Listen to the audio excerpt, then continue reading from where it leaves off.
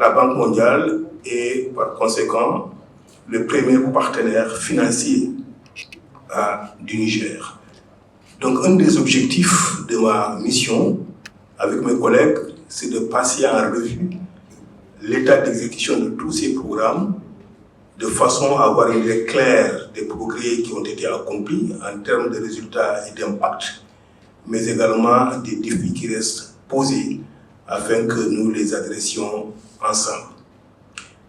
Le deuxième objectif de ma mission, c'est que nous sommes en train de préparer notre cadre de partenariat avec le Niger, cadre qui va guider nos interventions sur les 5 à 6 prochaines années. Mes collègues ici à Niamey ont commencé des discussions techniques avec le gouvernement et les différentes parties prenantes déjà depuis quelque temps. J'aurai le privilège d'écouter les membres du gouvernement cet après-midi pour que je puisse apprendre davantage quelle est la vision du gouvernement, quelles sont ses priorités, et avec mes collègues faire en sorte que notre cadre de partenariat s'aligne sur cette vision et ces priorités gouvernementales. Le troisième objectif, en tant qu'institution de développement, avec une mission claire qui consiste à aider les pays à lutter et idéalement éliminer la pauvreté extrême et créer les conditions d'une prospérité partagée, qui ne peut se faire qu'en donnant la possibilité à chaque Nigérienne et à chaque Nigérien d'atteindre son objectif ou son aspiration légitime, à savoir accéder à l'emploi.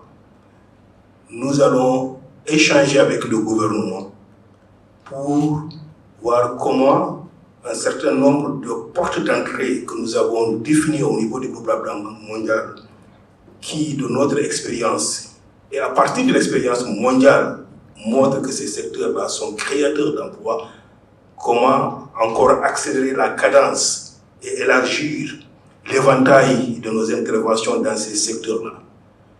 5 secteurs nous paraissent clés à cet égard-là.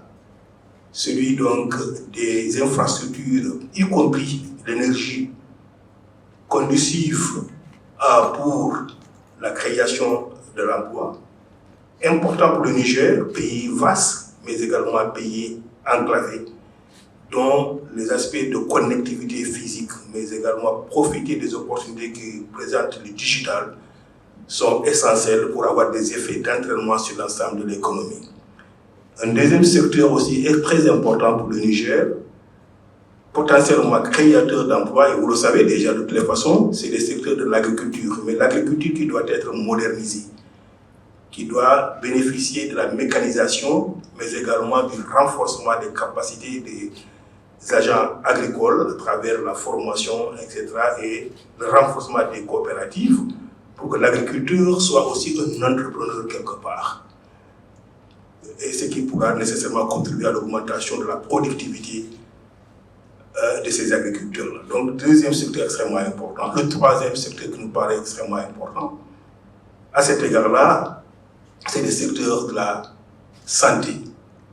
Aussi bien pour que le mieux-être des populations soit un facteur d'épanouissement économique et social, mais également pour qu'on puisse, à travers la disponibilité, par exemple, des médicaments, réduire, n'est-ce pas, la charge que l'importation des médicaments pèse sur le budget de l'État.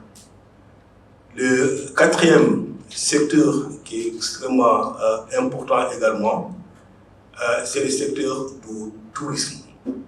Il est vrai qu'aujourd'hui, peut-être le contexte du Niger porte un certain frein au développement de ce secteur-là, mais les potentialités sont extrêmement importantes et je sais que le pays y travaille. Et le dernier, qui n'est pas le moindre, c'est la production manufacturière sur la base de la transformation d'un certain nombre de produits du Niger.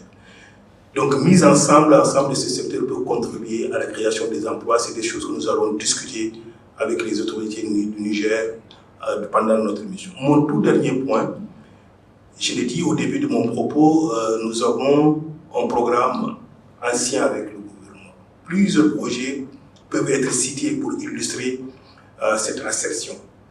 Mais un projet emblématique que tous les Nigériens connaissent et ont entendu parler, c'est celui concernant Kandaji, qui est plus qu'un projet. Il s'agit d'un projet de développement tout court et certainement un projet de développement local et communautaire. La Banque mondiale était associée à ce projet dès son premier jour. Aujourd'hui, nous y apportons plus de 400 millions de dollars. Nous savons que le contexte mondial et le contexte spécifique du Niger impactent sur l'état d'exécution de ce projet. Nous sommes là avec nos collègues pour voir comment on peut enlever tous les goulots d'étranglement pour ce projet afin qu'il ne s'agisse pas seulement d'un rêve que nourrissent les Nigériens par rapport à ce projet, mais un rêve qui peut véritablement devenir une réalité. Donc, c'est le début de la mission. Nous aurons l'occasion peut-être de vous entretenir des conclusions de cette mission-là à la fin de notre séjour ici. Et je vous remercie de m'avoir donné l'opportunité.